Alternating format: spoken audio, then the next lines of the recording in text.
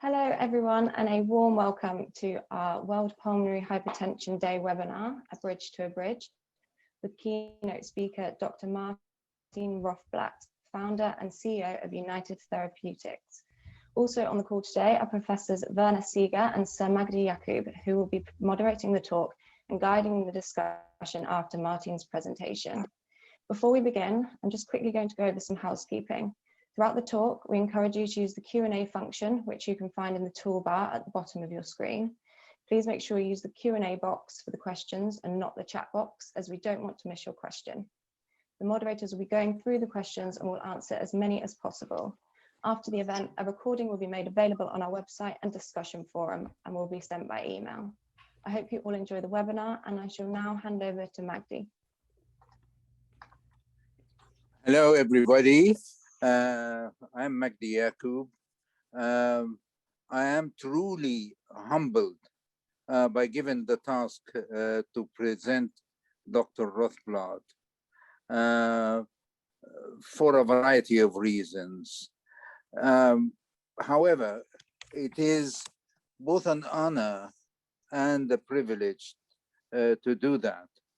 The reason is that I have known Martine for several decades, and I have found her a source of inspiration, not only to me, but to a vast number of people for a variety of reasons. One is her sharp intellect, her vision, her deep understanding of science, business, philosophy, ethics, and a few other things, but most importantly, humanity and friendship. And that is what I personally have enjoyed. I don't want to stand between you and having the treat of listening to Martine, and therefore it gives me incredible pleasure to present to you Martine Rothblatt. Martine.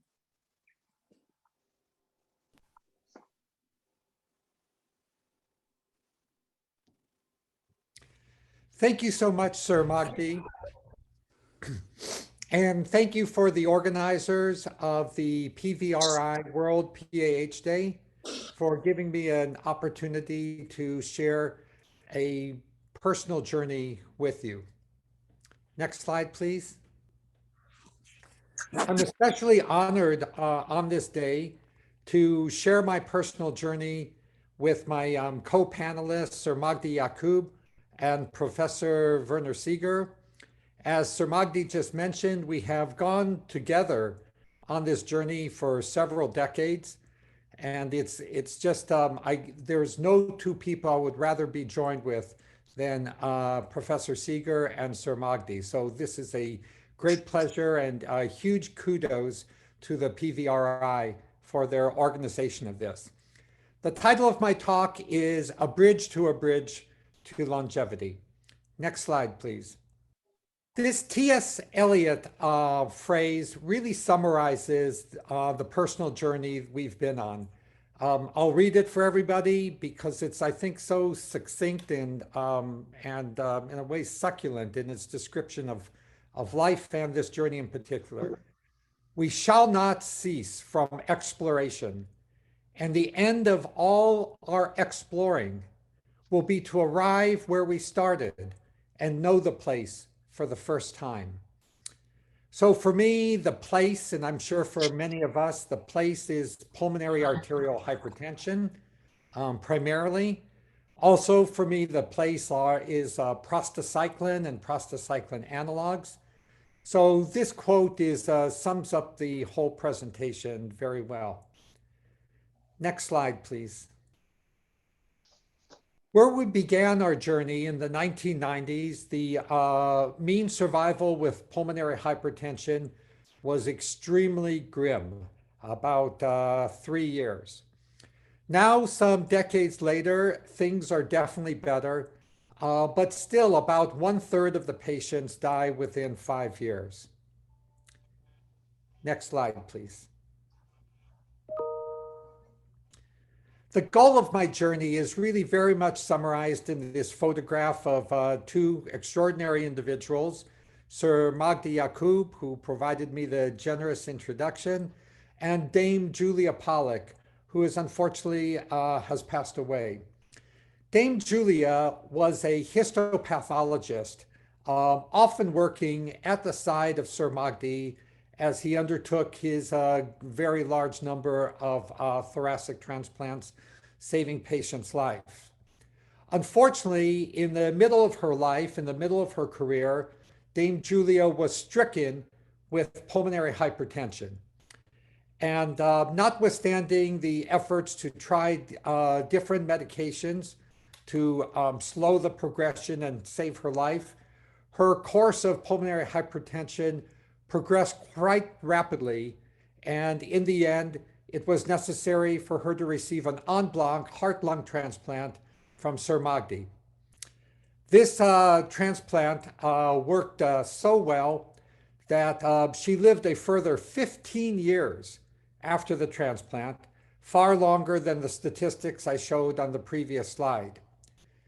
In fact, I believe she would have lived many more years, but for the unfortunate tragedy of having to witness her only and quite brilliant daughter run over and killed by a motorcyclist in downtown London.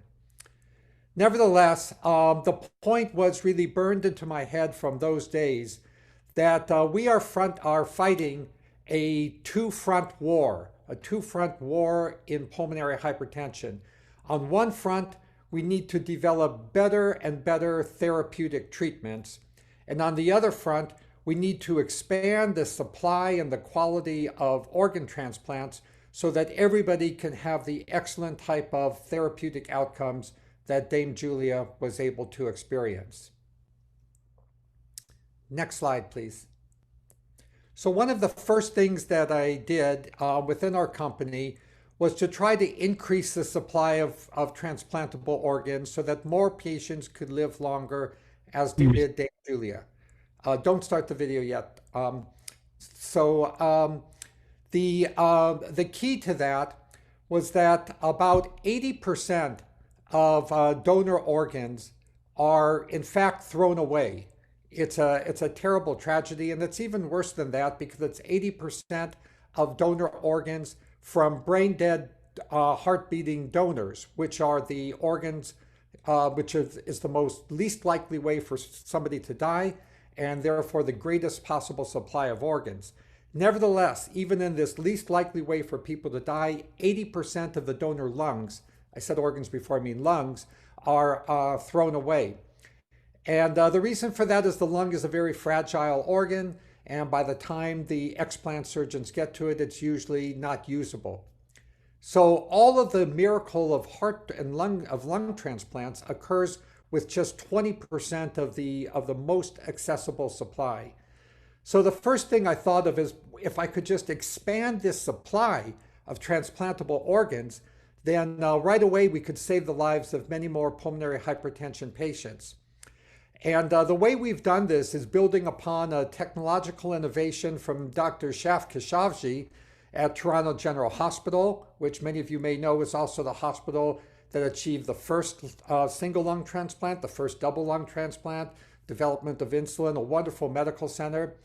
And Dr. Khashoggi developed a technique which we then, if you could say, expanded and increased quite a bit by creating the only concentrated centers of restoring lungs that no transplant surgeon wants until they're transplantable. So what happens in the United States at our centers in Silver Spring, Maryland, and our second center at the Mayo Clinic is that lungs that go an hour without any transplant surgeon accepting them, they all reject them. We then ask them to fly the lungs to us. These are unusable lungs destined for biowaste. And then within a course of several hours, we restore them to transplantability. And currently about 60% of the time, the lungs are successfully restored to transplantability, flown yet another leg, a second leg, out to a transplant center, And in 100% of those instances, the patients have successfully had their lung transplant, whereas otherwise many of them would have died on the transplant list. This video shows how it's done. Sophie, can you please show the video? Through our lung service model, United Therapeutics currently receives lungs from transplant centers east of the Mississippi River. Our LB1 facility in Silver Spring, Maryland is the first full-service ex vivo lung perfusion center in the U.S., housing 6 EVLP procedure rooms. Once the lungs arrive at our facility, our CMX system automatically sends a notification to the participating centers, including the OPO, the transplant center, the LB1 clinical staff, and the medical advisory team. The UNOS number and blood type are verified in CMX, and a back table evaluation commences noting organ condition. Perfusion takes place over a 3 to 6 hour period, during which the donated lungs are placed into a sterile plastic dome and attached to a ventilator, pump, and filters. The lungs are maintained at normal body temperature and treated with a bloodless solution that contains nutrients, proteins, and oxygen. Throughout this process, ongoing CMX documentation and assessment steps take place. These include bronchoscopy, X-rays, and blood gas analysis. During this period, our IT specialists facilitate visual and data communication with the transplant centers.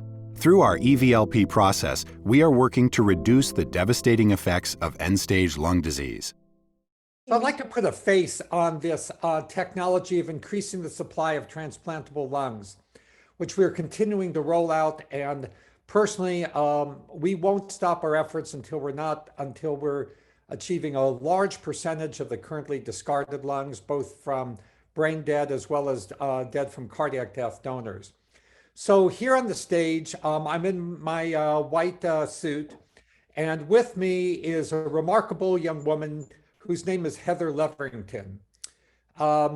Heather was a college track and field coach who developed a rapid onset of pulmonary hypertension just a few years ago. And the disease progressed so rapidly that despite there being a number of medicines approved, she progressed through all of those medicines and was rapidly facing a situation where she was going to die if she did not receive a lung transplant. There was no other lung transplant readily available for her, so she accepted a pair of lungs from the very center, lung restoration center that you saw in the video. With the lungs that she accepted, by the way, had previously been not wanted by any transplant center in the US. So we accepted them, we restored them. Afterwards, her transplant team accepted the lungs and went ahead to do the double lung transplant. Only a year after her double lung transplant, she had recovered so robustly that she won the gold medal in the US transplant games in the shot put. And then a further 2 years after that, just last year, during the time of soon after the onset of COVID pandemic, she successfully gave birth to a beautiful new baby. And this was something that she had been wanting to do with her husband for so many years. But as many of you know, pregnancy is kind of strongly contraindicated for people with pulmonary hypertension. But the lung transplant cured her of the pulmonary hypertension. She was able to safely carry and deliver the baby. And that just puts a face on why we're fighting this two-front battle, expanding the supply of transplantable organs, making them more tolerable, and developing ever better therapeutics. Now, the next personal face in the story, you see the young lady whose back is to the camera, wearing the red dress, is my daughter, Genesis. Next slide, please. So Genesis was diagnosed about the same time in the 1990s as a movie that had come out called Lorenzo's Oil. I don't know if many of you have seen this movie, but I actually think it's one of Nick Nolte's greatest roles. And in this movie, which is based on a true story of a World Bank economist whose son developed a fatal illness, there were no treatments. The World Bank economist, even though he knew nothing about pharmacology or healthcare, tried to develop a type of nutraceutical-like treatment to halt the son's progression. And he disguised it as a salad oil, salad dressing, you might say, which was called Lorenzo's oil. So I watched this movie and I was very much inspired. I felt like if this economist who knew nothing about healthcare could develop potential treatment for his son, then myself as a satellite technologist, maybe there was a chance I could develop something for Genesis, who similarly faced a fatal diagnosis with no approved treatments. So I did develop a heavily arginine-based treatment, which this magazine ended up calling Jenny's Oil. Unfortunately, it tasted terrible, and compliance was a serious challenge, as we often face in the field of pediatric medicine in particular. Next slide, please. So at this time that my native-born nutraceutical efforts were floundering, Genesis was given just 2 to 3 years to live with her diagnosis at Children's National Medical Center by Dr. Roger Ruckman, the head of pediatric cardiology there. Her heart had expanded, her right heart had expanded to 2 times the normal size, I think helping to explain her continuous pain, her constant fainting episodes, syncopic episodes, the cyanotic lips. She was referred for lung transplantation because no medicines had been approved at that time. And she was prescribed off-label a normal dose of Procardia and aspirin. I described all of this several years later at Grand Rounds at Children's National Medical Center. It was a terrible time. Being told that your 7-year-old daughter has a fatal illness, only has 2 to 3 years to live. No other children known had survived with it. There was a glimmer of hope that I didn't really appreciate, and the doctor didn't appreciate either. He said that in the cath lab, she showed herself to be an acute responder to vasodilation challenge. And that meant that she would likely be a calcium channel blocker responder, and hence the prescription of Procardia. I spent my time while she was sleeping in the intensive care ward down in the hospital's library. And down there in the library, night after night, week after week, I taught myself everything I could about pulmonary physiology, cardiopulmonary dynamics, pharmacology, and began finally knowing enough that I could read obscure peer-reviewed journals, in one of which I saw a report of a drug, an analog of prostacyclin, that was being tested for congestive heart failure. It had failed in this report in congestive heart failure, and I thank the authors for publishing a failed study. When scientists do that, it helps probably as much as publishing results from successful studies. So I thank the authors who did that. But in that article, there was a chart, there was a series of charts of graphs, and it showed that this drug dramatically reduced pulmonary artery pressure, but left systemic atrial pressure alone. And this type of pulmonary selective vasodilator, I knew by that time was exactly what I needed. So I saw a little glimmer of hope that there could be a pharmaceutical treatment for Genesis. Next slide, please. So at that time, I sent out a request for proposals, a request for grant proposals to pharmaceutical companies working in this area and to physician scientists, physician investigators working in this area, saying that I would be willing to give them a grant of money if they could develop a treatment for pulmonary hypertension, specifically calling their attention to this prostacyclin analog known as treprostinil. The reports I got back from the company, Glaxo Wellcome, which owned this molecule and had funded the failed study in congestive heart failure, was that they were not able to develop the product because the drug had failed in congestive heart failure. only 3,000 people in the whole US had pulmonary hypertension. That would not be enough people to support a drug development. And in any event, they had just been acquired by Glaxo. Burroughs Wellcome became Glaxo Wellcome. And Glaxo had a policy of only developing billion-dollar drugs, so they would not develop this drug. Another person that I contacted with this grant proposal was Dr. Robin Barst, shown in the center pane. She was the head of pediatric pulmonary hypertension at Columbia Presbyterian Hospital. Unfortunately, she passed away by now. And she sent me a proposal to do research, which we funded. I communicated with her. She said that she would be happy to see my daughter as a patient.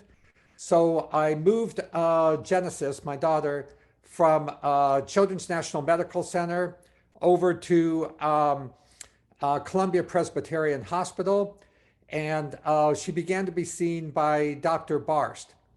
The third thing I did is I had read these early reports of lung transplantation in my research, and it was remarkable to me that none of the transplant patients had ever redeveloped pulmonary hypertension after their transplant. So it seemed to me like this was really a cure. The problem was that the availability of lungs was so small, and the availability of sizes was so hit and miss. And then there were tolerability problems due to the immunology.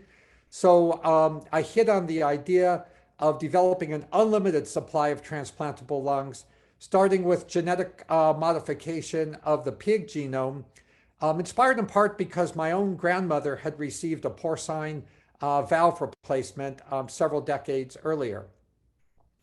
So at this point in my journey, there was some good news, and things were turning from the bleakness of like Lorenzo's oil to some hope. First of all, Dr. Barst immediately increased my daughter's dose of calcium channel blockers tenfold. And the dose that she prescribed was so high that every time we went to a different pharmacy to get it filled, the pharmacist refused to fill it. It was assured me it was an error of prescription, and I had to get the pharmacist in touch with Dr. Barst and her staff to persuade them that they really did intend this large a dose of nifedipine. Well, the benefit of this very aggressive treatment of Genesis by Dr. Barst, and the good fortune that she was a calcium channel blocker responder, was that Genesis's pulmonary artery pressures nosedived from way up above 60 or 70 millimeters of mercury down to below 40 millimeters of mercury. And I believe that that aggressive dosing by Dr. Barst was instrumental in saving Genesis's life, and provided a strong insight into the future that dosing to pressure is the way to go with pulmonary hypertension. The second bit of good fortune is shown in the left panel, Sir John Vane. After Glaxo refused to develop the drug that they had tested but failed in, I asked them, would they license it to me, and I would do it. And they kind of chuckled and said, you know, we're very sorry that you're a parent of a pulmonary hypertension patient, but big pharmaceutical companies don't license their drugs to parents of patients, and especially ones who only know how to launch satellites. So we're sorry. Maybe if you had a biotechnology company, we could engage in licensing discussions. Well, there was, time was running out. And both Dr. Barst, as well as previously Dr. Ruckman, had told me that there was no saying how long this therapy would work, and Genesis could fall off the cliff at any time. So I formed my own biotechnology company, the one called United Therapeutics today, whose logo you see at the top of the screen, the kind of radiograph of heart and lungs. Some people think it looks like a sphinx, which is kind of appropriate since Sir Magdi has formed a great hospital in Aswan, not far from the Sphinx. But we formed this company, and I went back to Glaxo Wellcome, and they again rejected me. They said that the company didn't have any credibility. It was just a company. I needed to have credibility for them to go to their bosses and get permission to outlicense the drug. So I was able to hire some dyed-in-the-wool drug developers who had retired from Glaxo. And most importantly, I was able to fly to London, meet with Sir John Vane, who won the Nobel Prize in part for discovering the mechanism of action and the synthesis of prostacyclin, as well as the mechanism of action of COX-2 inhibitors. Sir John Vane and I became very good friends. He agreed to be chairman of my scientific advisory board. And the next time I went to Glaxo and I said, how about the guy who won the Nobel Prize for this molecule? Is that credible enough? And they said, yeah, that's credible enough. So they then licensed me the treprostinil molecule. And now I had a little bit longer lease on life with Genesis, thanks to Dr. Barst. I had the rights to develop a compound that could be a good pharmaceutical treatment, thanks to Sir John Vane. And I had a longer pathway to fight the ultimate battle to find a cure through an unlimited supply of organ transplants pursuant to my xenotransplantation PhD work. Next slide, please. Well, once again, I ran into problems, as always occurs, it seems, in drug development. The very high dose of calcium channel blockers for Genesis created a huge problem of gingival hyperplasia, which in turn created further compliance issues. And again, you will not know a transplant surgeon who has not had compliance issues with pediatric transplant recipients. Another problem is that the treprostinil that Glaxo finally licensed to me, they had so little hope in this compound that they licensed it to me for $25,000 and 10% of any sales I might make, which is pretty much like just nothing. And they said, by the way, there is no known way to make any more quantities of this drug. Certainly no way to make clinical trial quantities of this drug. And because it has to be delivered continuously, subcutaneously, there is no known device that can continuously deliver this drug. So it's like, oh my God, I went through all this hassle, all these endless visits to Glaxo Wellcome to get the rights to develop a drug that there's basically no way to make the drug and no way to deliver it. Next slide, please. So in some regards, I felt like I was really in a dark tunnel. There was a light at the end of the tunnel, but I really didn't know if it was the light of like a new dawn or a light of like a locomotive coming barreling down the tunnel toward me. A drug had finally been approved, Flolan, but it required an indwelling Hickman catheter in the patient's chest, which is a tough nut to crack for a child who wants to swim and be normal like everybody else. I finally was able to find a chemist at the University of Chicago, Dr. Robert Moriarty, head of the Department of Chemistry, who, after we paid him, was able to find a way to synthesize the drug. But he was only synthesizing the drug in small quantities, not yet figured out a way to scale it up to the kilograms that you would need for an approvable drug. And unfortunately, when it was delivered subcutaneously, this treprostinil molecule, which we renamed Remodulin as a trade name, was very painful upon passing through the subcutaneous skin. So that too turned out to be quite problematic, because what parent or wants to put their child on a painful therapy for the rest of their life? You know, the good news is you can live longer. The bad news, you're going to be in pain every month. I mean, it's tough.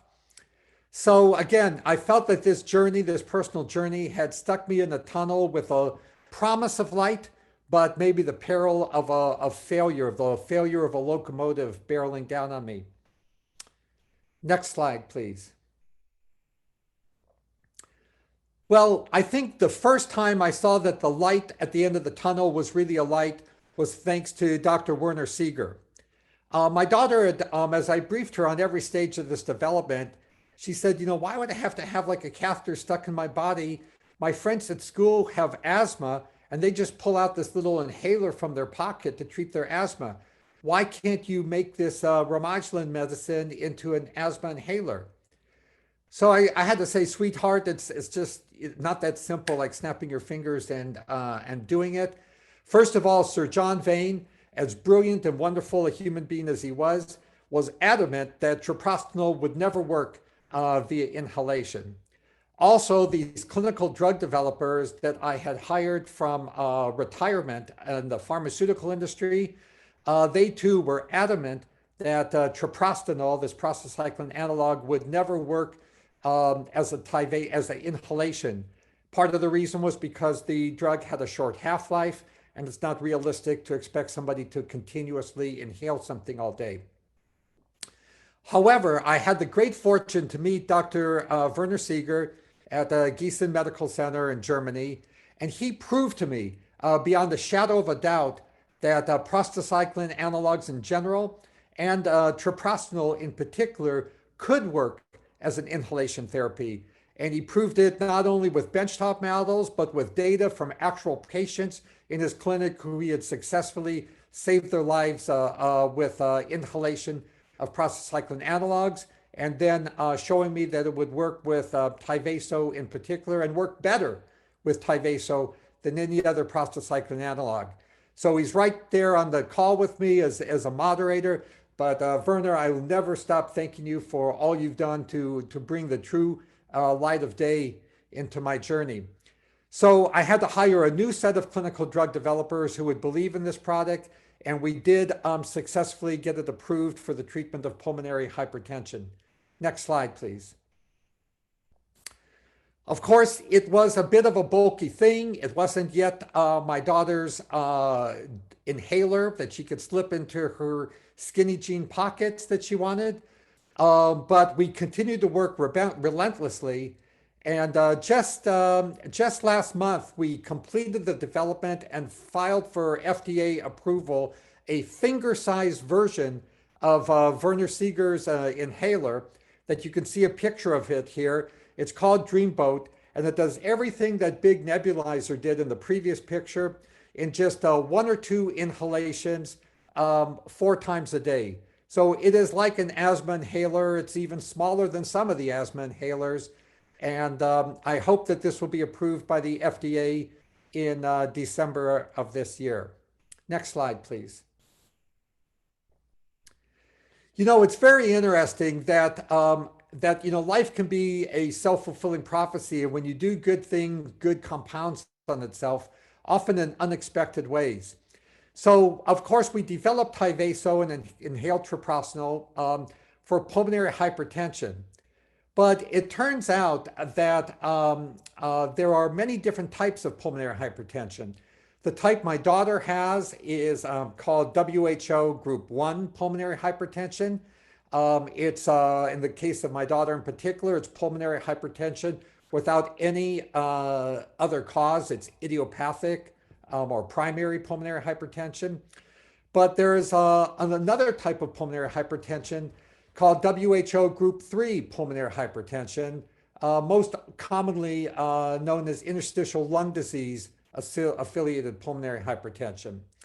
And as you can see from this Kaplan-Meier curve on this chart, that the patients who have higher pulmonary hypertension with their interstitial lung disease have much worse outcome than the patients who have the interstitial lung disease or ILD without pulmonary hypertension.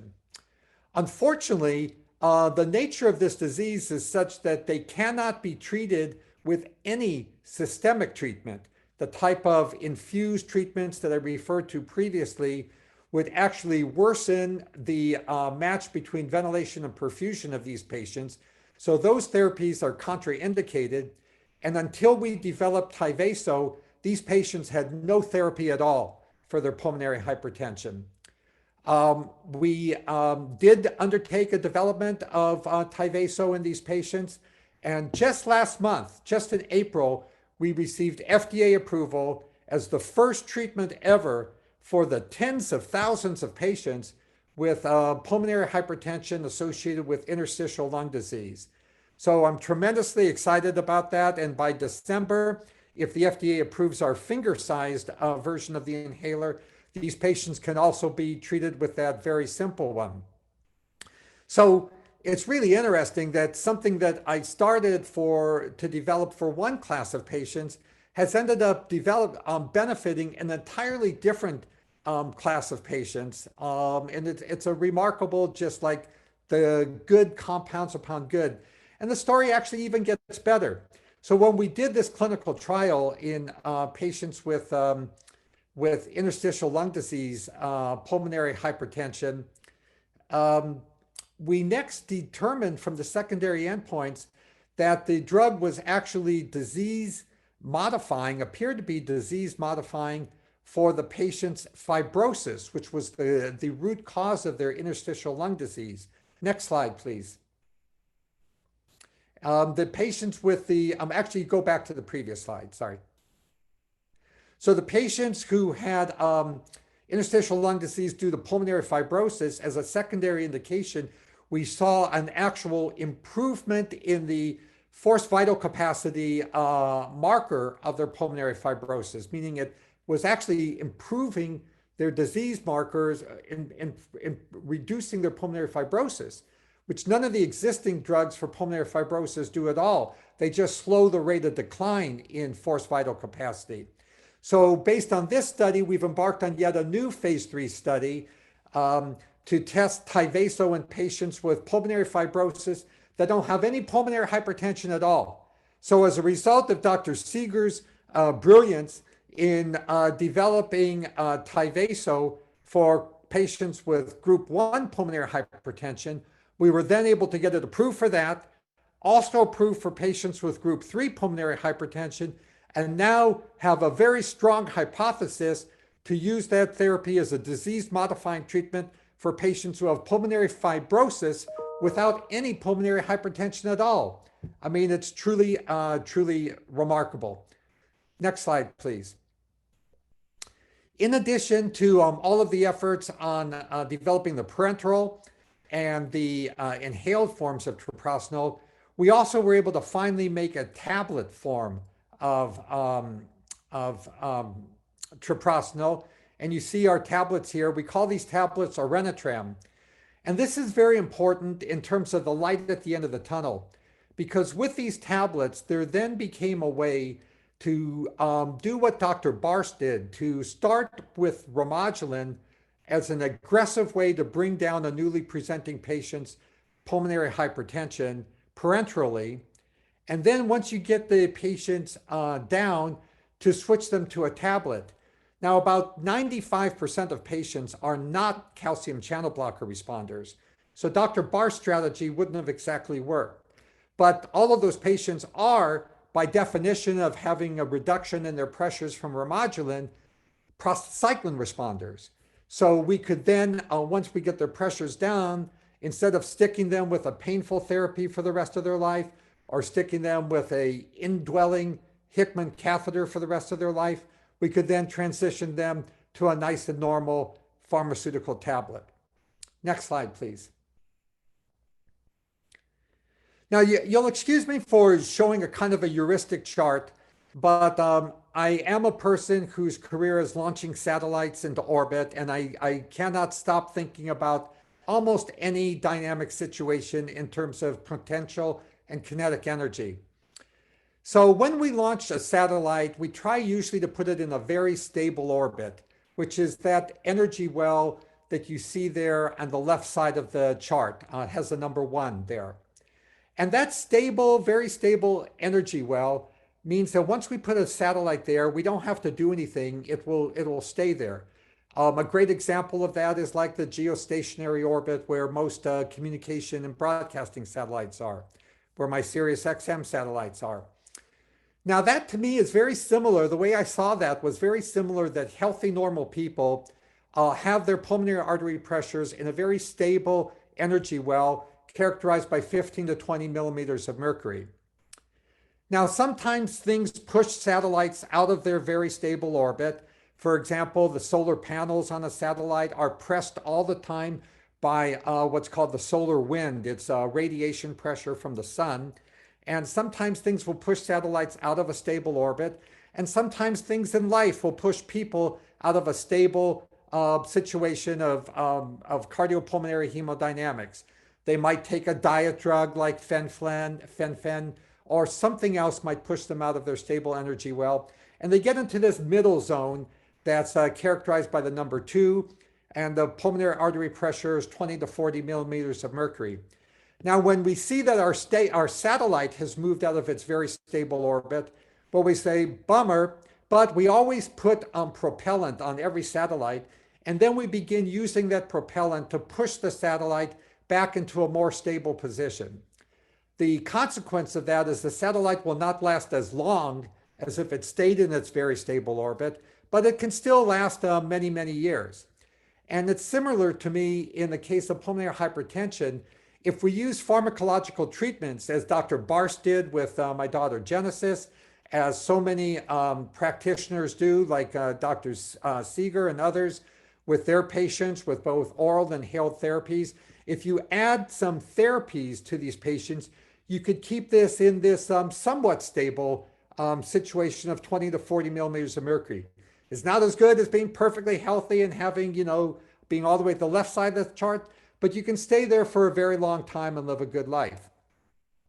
Now, unfortunately, sometimes things happen. Sometimes they could be idiopathic or exogenous, compliance related, whatever, and push a patient over all the way to the right side, to the unstable domain that's characterized by the kind of reddish color.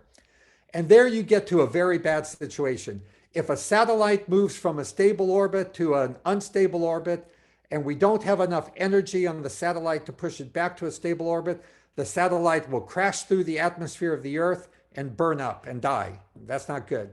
And similarly, if a patient gets too far on the right side of the chart, they will, and nothing is done to push them back to the middle zone. The natural history there is not good.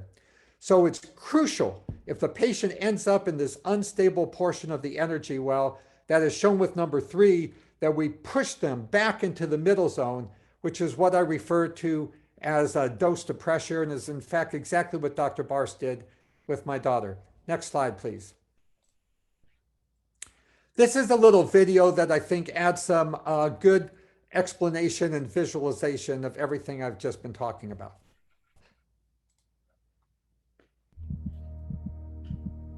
Afterload reduction to improve right ventricular structure and function in pulmonary arterial hypertension. In pulmonary arterial hypertension, PAH, distal pulmonary arteries narrow and stiffen, leading to increased right ventricular afterload. RV afterload is measured by pulmonary arterial elastance, estimated by mean pulmonary artery pressure, MPAP, over stroke volume. The thin-walled right ventricle, RV, is unable to cope with high pulmonary artery pressure for an extended period. In response to elevated MPAP and pulmonary vascular resistance, PVR, over time, the right ventricle thickens, becoming large and dysfunctional. The RV volume increases and ejection fraction declines, eventually progressing to right heart failure and death. Lowering MPAP to near normal levels may reduce hemodynamic stress, restore RV function, and shift RV-PA coupling towards normal, which has been demonstrated clinically after calcium channel blockers therapy for PAH and balloon pulmonary angioplasty therapy for inoperable patients with chronic thromboembolic pulmonary hypertension. Similarly, almost any right ventricle will recover within a few weeks after lung transplantation. Clinical study data from several retrospective single and multi-center studies suggest it is possible to near normalize MPAP and PVR with early and aggressive prostanoid therapy in patients with PAH to achieve right heart reverse remodeling, PAH risk reduction, and long-term survival beyond 10 years. Afterload reduction to improve right ventricular structure and function in pulmonary arterial hypertension.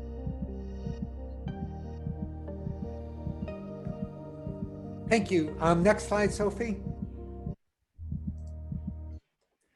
So as explained in the video, rapid dosing is key to reducing mean pulmonary artery pressure and achieving a better result. Next slide, please. We intend at United Therapeutics to test this hypothesis in what we call the Artisan protocol. Basically, it is a protocol that tests the hypothesis to quickly after presentation of the patient and aggressively titrate Remodulin to get mean pulmonary artery pressures to below 40 millimeters of mercury. Then once we do that, to transition the patient at a comparable dose of Orenitram, which is much easier to tolerate and achieve better compliance, and then hopefully be able to have measurable outcomes. Next slide, please. You can see in the terms of the Kaplan-Meier curves that the outcomes over time here seem to be much better when we reduce pressure. By the way, I keep talking about mean pulmonary artery pressure, but I think we could probably just as well be talking in terms of pulmonary vascular resistance reduction, but I'm just trying to keep things a little bit cleaner for the diverse audience today. Next slide. The importance of the aggressiveness, I think, of treatment is very well shown by Dr. Lang's data here from Dr. Irene Lang from Austria. You could see in her top quartile where she dosed the patients most aggressively and achieved the greatest result, she had the best long-term outcome. And in fact, to me, the dream to achieve is shown in the next slide, Sophie. The data from Dr. Matsubara, who's really a pioneer in this protocol of this is my goal, is to achieve 100% long-term survival by getting the patients rapidly reduced to under 40 millimeters of mercury, as shown in this slide. So these are all of the excellent hypothesis generating and in some cases validating studies that other great researchers have done from Europe to Asia. And our hope with the Artisan protocol is to prove all of this prospectively. Next slide, please. It would be really amazing, and I believe it's going to be probably inevitable to show that this Artisan protocol actually is a disease-modifying therapy by reversing the adverse remodeling caused by pulmonary hypertension. It seems to me that there is a kind of vicious downward spiral with pulmonary hypertension where events cause an initial remodeling, an initial proliferation of the neoanimal endothelial cells, and then some amount of perhaps smooth muscle hypertrophy. Thereafter, the right heart is having to work harder and harder. Pulmonary vascular resistance goes up. You begin to get shear stress at all of the countless branches in the pulmonary arteries and especially in the tiny pulmonary arterioles in the more distal portions of the lung. This shear stress causes additional phenotypic changes in the enema, in the endothelial cells and smooth muscle cells. The adventitia begins to harden, and that causes yet further higher shear stress and higher pressures. So it's a vicious downward spiral. And if we can reduce the pressures and unwind the spiral up in the positive way, I believe that the lung will begin to regenerate into more healthy phenotypes and more of a healthy physiological condition in the distal pulmonary vascular bed. So that really is the, if you will, the mechanism of action goal of this Artisan study. Next slide, please. I want to emphasize once again that this is not something that can realistically be achieved with like any old therapy for pulmonary hypertension. Here you see a collection of all different studies that have been done in terms of measuring RV afterload reduction. And with rare exception, only the parenteral therapies which you see on the far right, are able to be titrated aggressively enough and through a wide enough therapeutic window that you can achieve the necessary right ventricle afterload reduction or reduction in mean pulmonary artery pressure to achieve the positive therapeutic benefit that you saw both in my heuristic slide and in the slides of Dr. Matsubara, Dr. Lang, and others. Next slide, please. So I think at this point in my personal journey, on the therapeutic side, things are improving. They're still pretty bad, and I'm hoping that this new development that we have with the artisan protocol will make them much better. Will give us a slide that looks more like Dr. Matsubara's slide. But now we have to really turn more attention, because of this situation, to the other battlefront, the transplant battlefront. Next slide, please. So as mentioned, we began developing this effort based on a PhD that I earned. And we have now become at United Therapeutics the world's largest cloners of pigs for therapeutic tissue and organ transplant purposes.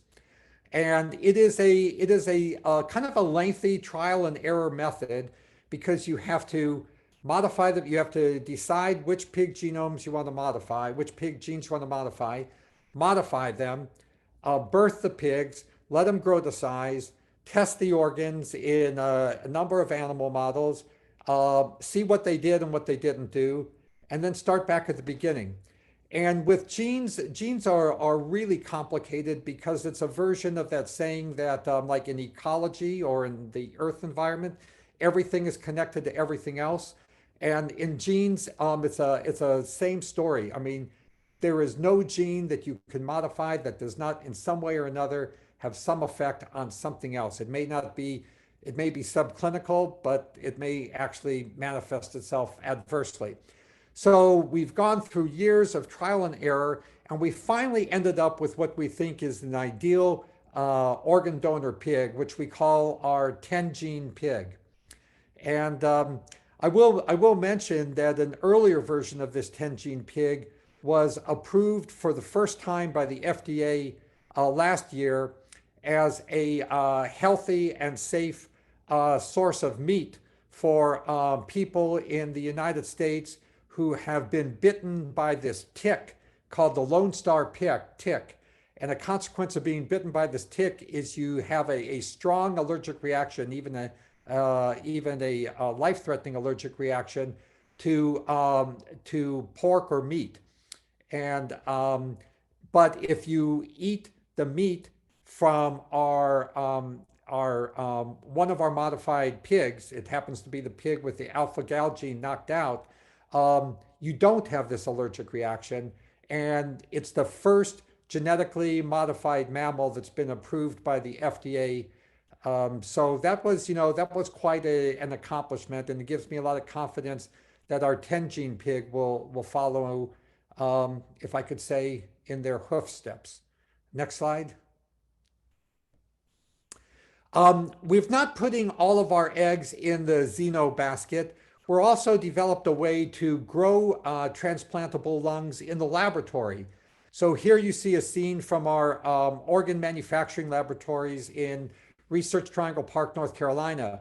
What we do here is we decellularize those porcine lungs, and we recellularize them with allogeneic cells. Allogeneic cells are pretty easy to get your hands on. There are a number of companies that sell allogeneic cells in different cell lines, and we can HLA separate them into different immunological types. We've then developed the technology at United Therapeutics to grow endothelial, epithelial, mesenchymal cells into the billions of cells, and then gradually over a period of 2 or 3 weeks, cellularize the decellularized scaffolds.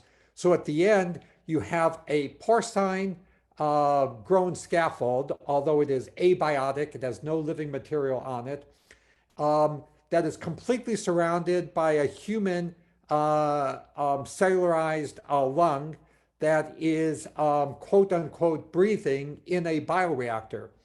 And we are now, I would say, just about, according to the latest forecast, not more than 3 years away from being able to take these lungs from animal models into human clinical testing. And because of the nature of this particular product, it has to be a therapeutic test. So it would be a patient who had to have perhaps one or two lobes removed and could have and was having a respiratory problem, and then could supplement those removed lobes with these manufactured lobes from our laboratory. Next slide, please.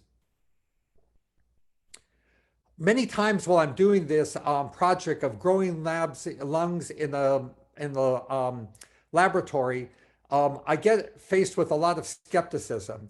And it takes a great deal of effort to pursue this effort to grow lungs in a laboratory for transplantation, to overcome that skepticism. And I want to pay great homage to Sir Magdi, because he's continuously, over all those decades I talked about, given me examples from his own career, his own history of why I should be optimistic. You see me here with my arm around him and his very lovely, unfortunately passed away wife, Marianne, and my very lovely partner, Bina. But Magdi would give me so many examples of how the body can regenerate, how he has left dysfunctional hearts or parts of hearts in people's bodies after doing heart surgery. And years later, it turns out that the portions of the heart that he left in the body had successfully regenerated themselves, and valves that had successfully recellularized. So Sir Magdi has given me so much encouragement that even if the lungs that we manufacture in the laboratory are not perfect, if we could get them like maybe 90, 95% of the way, the body may very well take care of the rest. So Sir Magdi, thank you as well for constant inspiration and encouragement. Next slide, please. So in this slide, I kind of show a schematic of all the different efforts that we're working on to create an unlimited supply of transplantable lungs, with the first human transplantable products being available by 2025. I've already talked about the green flagged items, the EVLP, ex vivo lung perfusion. You've seen that work. I just got done talking about the blue flagged items, the scaffold RECELL. I should mention that we today make over 500 scaffolds, lung scaffolds, that are manufactured according to good manufacturing practices. We make them available to researchers anywhere in the world who have a good research protocol to use them. I took out a full-page ad in the International Journal of Heart and Lung Transplantation, offering these scaffolds to researchers anywhere in the world who would like to perhaps try to recellularize them using perhaps paracorporeal or cross-circulation techniques. We have them for you. We also recellularize about 500 lungs a year and grow now over 2 trillion allogeneic cells each year to use in the recellularization process. And then what's most exciting to me, and what really is like my kind of holy grail, is the gray flagged item called autologous cellularized bioprinted scaffolds. So here what we're doing, as an alternative to using decellularized porcine scaffolds, we are 3D printing scaffolds from peptides, basic peptides that are non-biologic, are the same peptides that you see in human lung scaffolds. So we've developed an ability to 3D print these scaffolds, and we now do successfully 3D print out to about 13 or 14 branching points, almost all the way to the alveoli. And then what we are doing is cellularizing these scaffolds with autologous cells, meaning that all the cells are of the same DNA. They ultimately come from one person. And in our program, they would ultimately come from the patient to receive the lung. So the patient, once they're diagnosed with pulmonary hypertension, they would provide a small skin biopsy. We will extract a cell from the skin biopsy, turn it into a pluripotent stem cell, an inducible pluripotent stem cell. Then we'll further de-differentiate that stem cell into endothelial, epithelial, airway cells, and stromal cells. We do that right now in United Therapeutics in our laboratories in La Jolla, California. Have successfully differentiated all these different cell types and are expanding them into the millions and into the billions. We would then take the patient's own expanded population of cells and cellularize the scaffold with them, just as today we cellularize hundreds of these porcine D cell scaffolds with allogeneic cells. So exact same cellularization techniques, except with autologous cells rather than allogeneic cells. The end result, of course, is that the patient would not have to take any immunosuppression for their transplanted organ. We would literally be allowing the patient to grow a fresh lung, although it would be grown outside of their body in our laboratories. I want to share with you, it is a huge challenge to manufacture under good manufacturing practice standards autologous products, because each lung is for one patient. It's not like the same drug for thousands of patients. It's kind of like one drug, one patient. But I'm confident that the technology is here to do it, and I'm confident that we will accomplish it in the first half of this decade. Next slide, please. You know, as I've gone through my journey with you, you've seen all the twists and turns, and I cannot overemphasize how complicated and complex human biology is. It is thousands of times more complicated than launching satellites and rockets into space. So right now we spend all of our time figuring out the best medicines and the best ways to outsmart the immune system, largely through a process of trial and error that has taken us the decades I've talked about in this talk. But we've now have a tool with computational biology to greatly accelerate the process and unlock the secrets of the human immune system and human pharmacology much faster than ever before. So within our company, we've established a laboratory that we call the Computational Laboratory for In Silico Molecular Biology, you know, from in vitro, in vivo, in silico. And the acronym is CLIMB, and it's a really good acronym because it's allowing us to climb to the next level. Instead of taking years or even decades to develop a new therapy, we can run clinical trials within literally days or even at most a week, using the computational power available in the cloud and using digital twins of the lungs and portions of the lung and digital twins of the immune system that we're building up in our computational laboratory for in silico molecular biology. So I believe that the future is going to come much more quickly than we have trudged through the past. And I'm also pleased to say that we are continuing our collaboration with Dr. Seeger and his group of computational biologists at Giessen Medical Center in our collaboration to unlock yet better therapeutics on the pharmaceutical side and yet better transplantable organs on the transplant side using the power of computational biology. Next slide, please. Well, I'm going to wrap up here with two thank yous. I want to thank my partner, Bina, for 40 years, and our wonderful daughter, Genesis, who've both shown immense courage and constancy, perseverance, positive energy as we've gone through this entire journey together.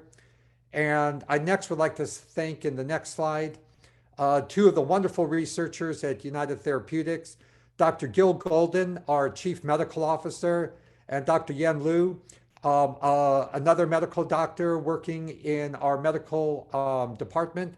And Dr. Liu and Dr. Golden have really done a yeoman's effort of being true to the T.S. Eliot quote at the beginning of looking at pulmonary hypertension, looking at prostacyclin therapy, looking at methods to relieve right ventricle afterload, and seeing all of this domain through new eyes, seeing it in a way that really nobody has seen it before, even though we've been fighting these wars for some 3 decades, and coming up with the artisan protocol and helping me so much with this presentation.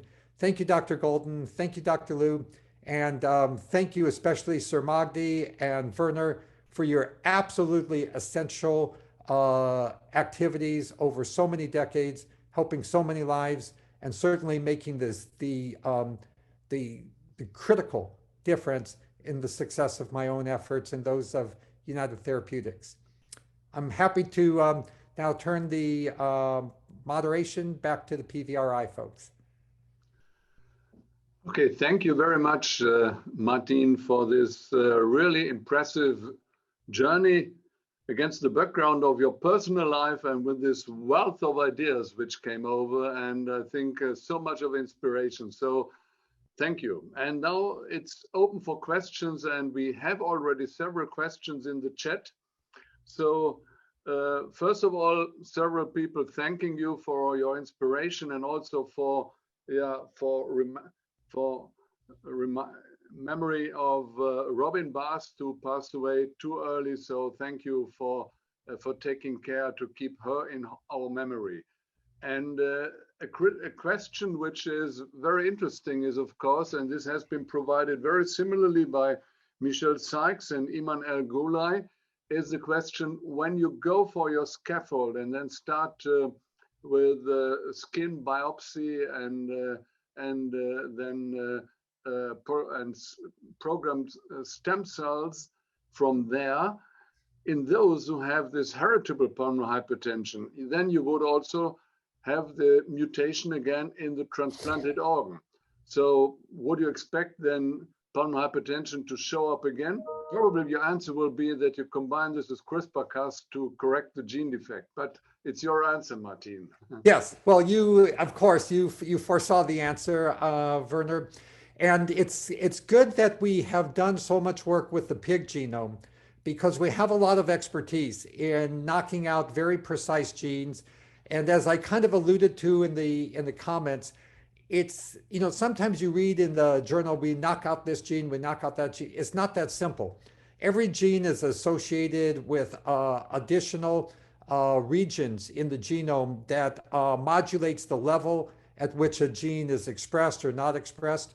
So you have to be really smart in how you do this, and exactly where you knock in or knock out a gene. We create little landing platforms in the genome. So, but yes, most often I get this question in the context of cystic fibrosis, for example, which is a large number of the lung transplants go to cystic fibrosis patients. They're generally very young. And so definitely the goal would be to use our expertise in genetic modification to provide a replacement lung for a patient that had a genetic predisposition to lung disease with a modified lung. I haven't yet thought through the additional regulatory consequences of doing it, but if you excuse me for saying, I think it will be a little bit of a high-class problem. That first, let me just get you a replacement lung, and I know you're going to have a problem in a few years. I'll work on the problem after that. Okay, thank you.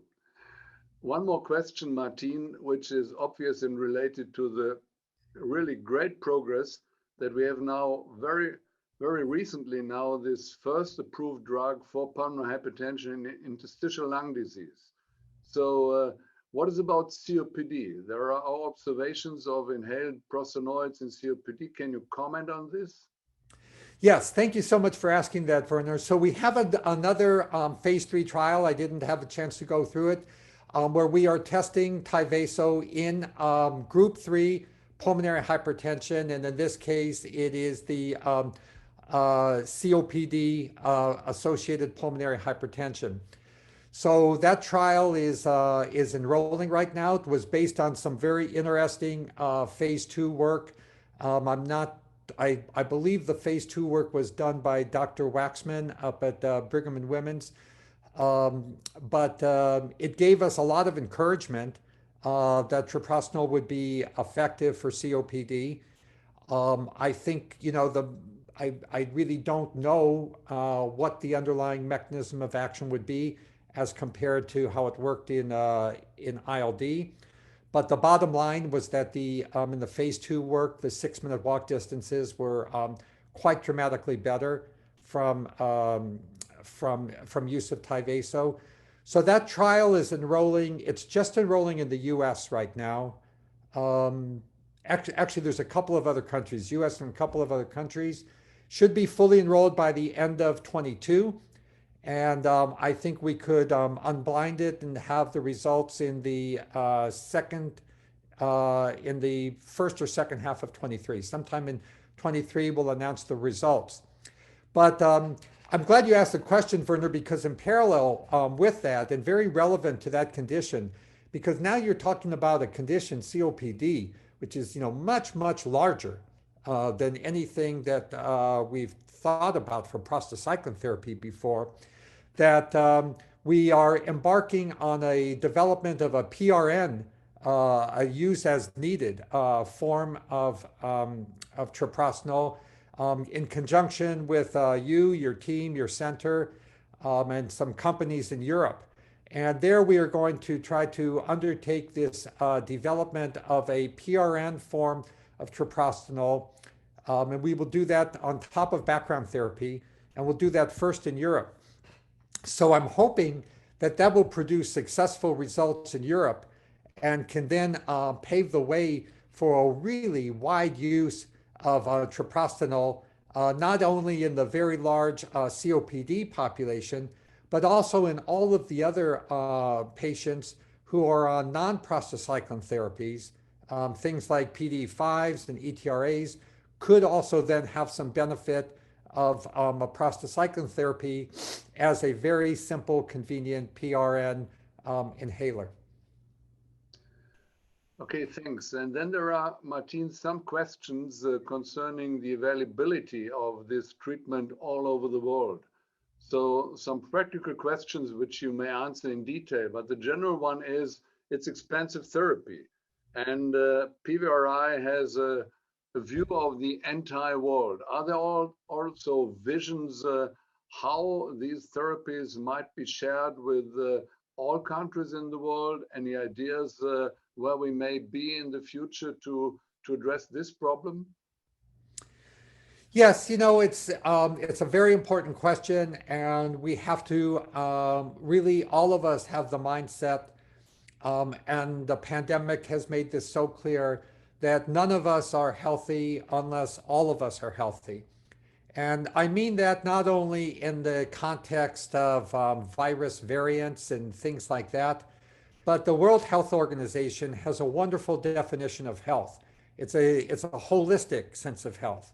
And I don't see how anybody can really have a healthy, even frame of mind when they know people in other parts of the world are suffering inhumanely, either from the consequences of warfare, poverty, or discrimination.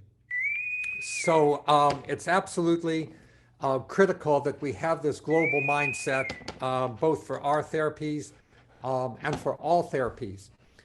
Now, I think, an interesting thing about technology is that it tends to democratize. And what I mean by that is when things are not working that well, they are not very well widespread.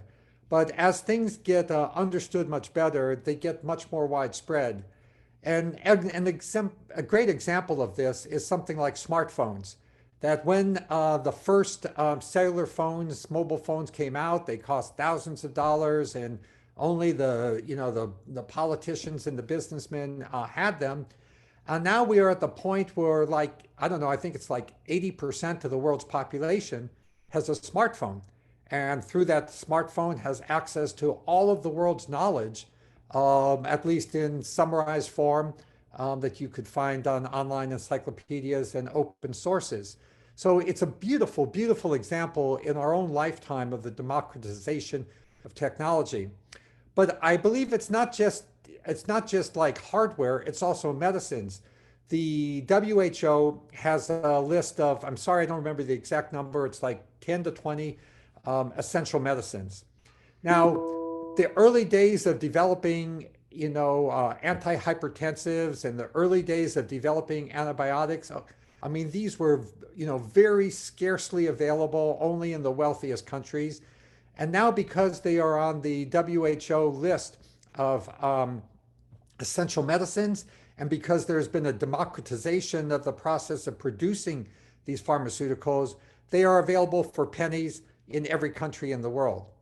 So what we have to do is now step up the game and bring the more advanced therapeutic technologies, the kind of one patient, one therapy technology like autologous organ transplants, from being available only to the fewest and wealthy countries to countries everywhere. So I think we'll be helped a lot on that, first of all, by the techniques of robotics and artificial intelligence. I know it sounds kind of science fiction right now, but our smartphones certainly were science fiction at the time even you and I first met, Werner. Even though you have the same ringtone that you had in the 1990s, I heard it earlier today. But I remember it because it's the old telephone ringtone. In any event, with these, there's companies like Da Vinci Robotics, and there is ability to soon be able to do transplants completely robotically, and we can envision a day when countries everywhere in the world will be able to have an automated suite that is sent to them in a trailer to do a lot of these transplants. And the therapies for pulmonary hypertension, at the beginning, they were only the most expensive and hard to get. And now therapies like sildenafil and tadalafil are down to, I don't know, a couple dollars a day, something like that, and are able to serve as a frontline therapy for patients with pulmonary hypertension everywhere in the world. Thank you. There are a lot of more comments and questions, and we can't do everything. We have run out of time already a little bit. So much interest. Maybe one last question, and then I would pass the last word to Magdi again. So there is one question again from Chris Timmerman, and he asked whether you think that inhaled treprostinil may also benefit patients with acute lung injury, such as secondary to smoke inhalation or noxious gases spreading around. Would you like to comment on this, Martine? Yes, I really don't know. It's a really great question, Chris. We do have some researchers looking at it. I find the disease of acute respiratory distress syndrome very troubling because it's pretty frequent. There's really no good approved therapies for it, and the course can be rapidly fatal. So we have, it's not exactly smoke inhalation, but there's a somewhat similar situation with this COVID-19 long haul situation of devastated lungs. But I don't have any good data that I can share with you or that I even have. If I had it, I'd share it with you. I've not seen any good data of treprostinil in acute lung injury. But if you have it, I would really encourage you to work with Dr. Golden, Dr. Liu, that you saw on the last slide. And I would be most supportive of developing treprostinil in those indications. Okay, thank you again from my side. Magdi, Sir Magdi Yacoub, the last word is yours. Thank you. I enjoyed tremendously this, again, yet another inspirational talk. I have a question, though. We have touched on that several times before, Martine, and that is concentrating on the scaffold. The experience we're having from tissue engineering heart valves is that the scaffolds can actually attract and attract first, then house, and then instruct the cells, and not only the cells, but the extracellular matrix, as well as attract nerves and regulatory mechanisms for the valve. Looking at your lovely scaffold in the last slide, are we near concentrating more on the scaffold? Because what we're learning from valves is the topology and actually mechanical factors and solid to fluid interaction can do is enough. And we can do that without cellularization. Is that do you see that that's as a possibility? It certainly is moving in that direction with valves. What do you think, Martine? I think that if I follow the lead of you, Sir Magdi, I'm going to come to a good solution, because you integrate so much knowledge and experience that once you told me that, sort of like, if you build it, they will come. If you build the scaffold, the cells will come and they will know where to go. They'll know to find their seats in the stadium and do their job, cheering at all the right times. So I agree with you. And we have one scaffold cellularization program funded already with Toronto General Hospital and the team of lung transplant surgeons working with Shaf Khashoggi there. We are just now starting up another scaffold cellularization program internally at our Revivicor subsidiary, headed by a team that used to work with University of Maryland lung transplant program. And as I also mentioned, we are very happy to support other researcher efforts with our scaffolds. So the answer is, I believe you, I believe in you, and I welcome people throughout the world to work with us in showing that scaffolds can be auto-cellularized once connected to the physiological circulation. Martine, thank you for continuing to inspire us. Please carry on. Thank you, Martine. Okay, thank you, everybody. Sophie, are there any technical notes from your side, or just to say goodbye to everybody? Yeah, just goodbye, and thank you very much for coming, and thank you. It was a great session and a lot of enthusiastic comments. Martine, thank you again. Kudos to you. Okay.